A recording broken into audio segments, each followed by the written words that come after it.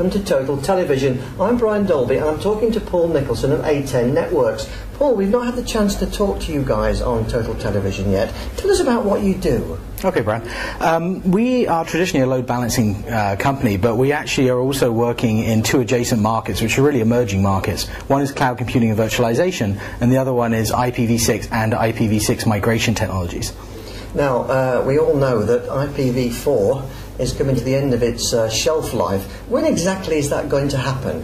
Estimates vary, and we've seen there's various online calculators you can go to and actually see when the prediction is, but typically the estimates are between May and June of next year. And is it going to affect all operators? How is it going to affect the world of telecoms? Well, basically it's going to affect everyone because everyone needs to connect to the internet, and with the rise of different devices, mobile devices, TVs, or whatever it is which needs to connect to the internet, they need addresses. So with IPv6 it provides those addresses, and the end users who are currently using IPv4 need to be able to connect to those IPv6 services. When this happens, will the end users notice a difference? What will the customer experience be, if you like? Well, if the service providers are prepared, then the customer shouldn't notice a difference.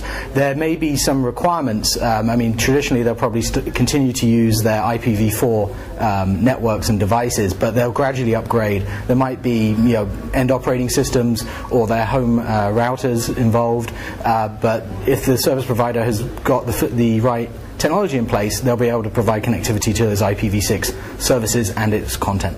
So you're very confident that the world can manage this shift?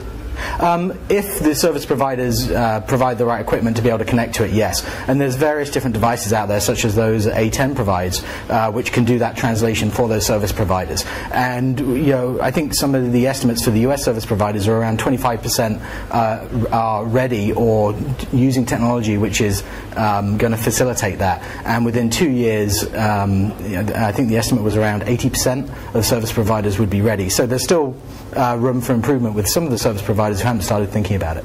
But you've got quite a challenging time ahead then at A10 Networks. Yeah, but it's also quite an exciting time because A10 Networks has a long history of networking beyond our core load balancing features, functionality we offer in our box. So it's also an exciting time.